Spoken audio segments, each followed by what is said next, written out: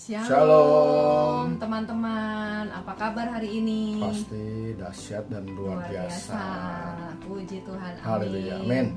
Sebelum kita mulai belajar singkat hari ini, mari kita berdoa dulu ya. Mari kita berdoa. Bapa kami yang di sorga, terima kasih atas segalanya Tuhan Yesus. Kalau sebentar kami akan kembali belajar Tuhan, kiranya Kau memberikan hikmat kepada kami, dan kiranya biar semuanya itu hanya untuk kemuliaan Kau saja Tuhan. Terima kasih Tuhan, haleluya, amin. Amin.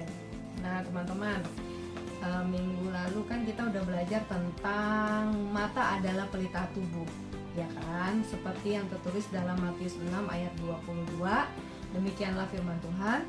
Mata adalah pelita tubuh. Jika matamu baik, teranglah seluruh tubuhmu.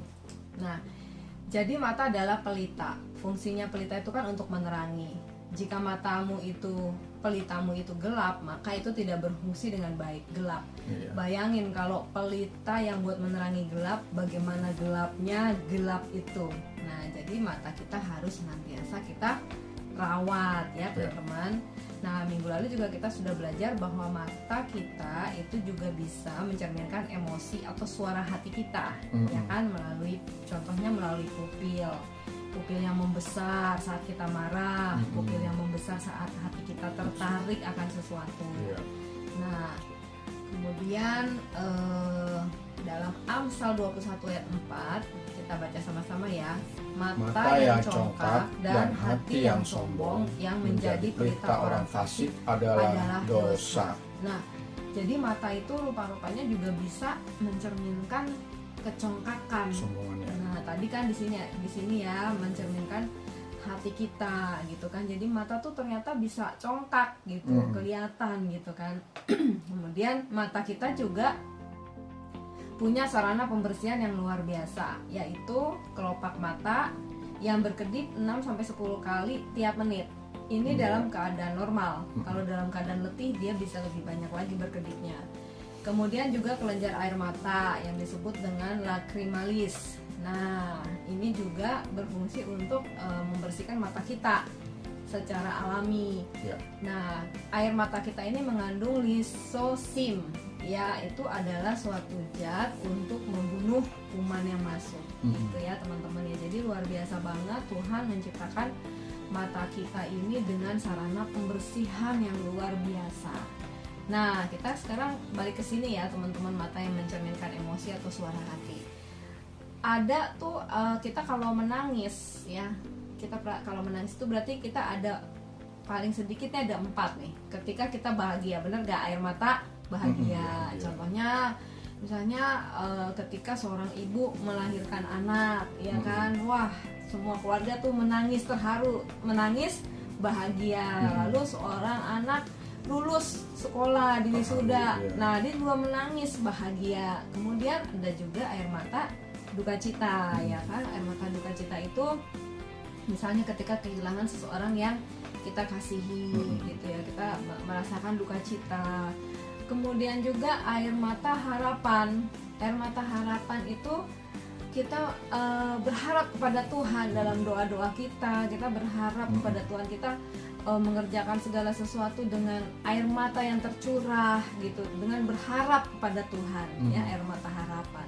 Kemudian juga ada air mata penyesalan karena dosa, ya kan. Jadi karena kita menyesali sesuatu, kita berdoa kepada Tuhan, kita benar-benar nangis, kita benar-benar nyeselin dosa-dosa kita. Nah, jadi ini air mata yang diberikan Tuhan ini luar biasa banget ya. Nah, teman-teman, seperti tertulis dalam Mazmur 56 ayat 9. Kita baca sama-sama ya. Sengsaraku engkaulah yang menghitung-hitung, air mataku kau taruh ke dalam kirbatmu. Bukankah semuanya telah kau daftarkan? Wah, luar biasa kan teman-teman. Jadi air mata kita saja ditampung dalam kirbat Tuhan.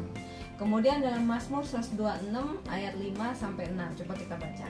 Orang-orang yang menabur dengan mencucurkan air mata akan menuai dengan bersorak-sorai. Orang yang berjalan maju dengan menangis sambil menabur benih pasti pulang dengan sorak-sorai sambil membawa berkas-berkasnya. Nah, itu tadi teman-teman, air mata harapan. Jadi ketika kita, mungkin saat ini teman-teman ada yang sedang melakukan sesuatu sambil mencucurkan air mata, sambil menangis. Nah, percayalah ketika teman-teman maju terus, tidak menyerah, maka pasti akan menuai sorak-sorai, ya kan? Mungkin saat ini ada teman-teman yang lagi mengerjakan suatu proyek, ya kan, yang susah banget sehingga kadang-kadang air mata menetes gitu. Tapi teman-teman tetap maju. Nah, pasti akan menuai sorak-sorai. Gitu. Jangan menyerah teman-teman, ya, karena ada harapan. Kemudian kita baca di Ratapan 2 ayat 18. Berteriaklah kepada Tuhan dengan nyaring, hai putri Sion. Cucurkanlah air mata bagaikan sungai siang dan malam.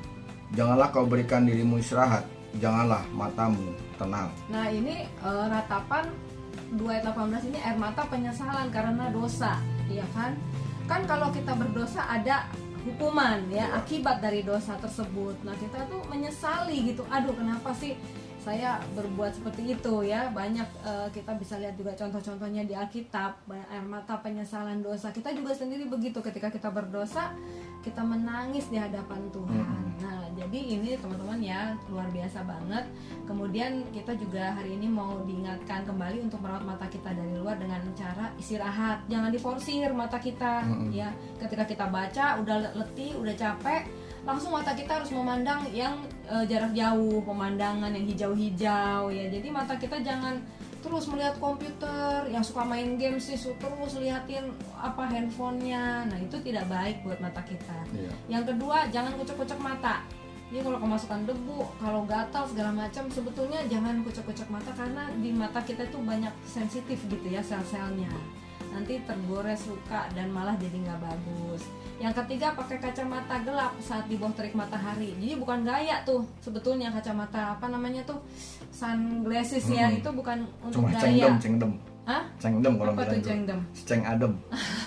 Ya, itu sebetulnya untuk merawat mata kita dari panas terik matahari yang begitu menyilaukan mata, ya teman-teman. Kemudian juga konsumsi makanan yang bergizi dan vitamin A yang cukup. Nah, ini dari luar. Nah, bagaimana dari dalam? Kita baca di Amsal 4 ayat 23. Jagalah hatimu dengan segala kewaspadaan, karena dari situlah terpancar kehidupan. Nah, tadi ini ya teman-teman, mata yang congkak dan hati yang sombong. Itu kalau kita hatinya sombong, keluar deh tuh di mata kita, kecongkakan kita. Ya, karena itu kita harus rawat hati kita dahulu, maka pelita kita akan terang, mata kita akan terang, dan apapun yang mata kita lihat juga harus kita perhatikan, karena itu semua akan mempengaruhi seluruh kehidupan kita.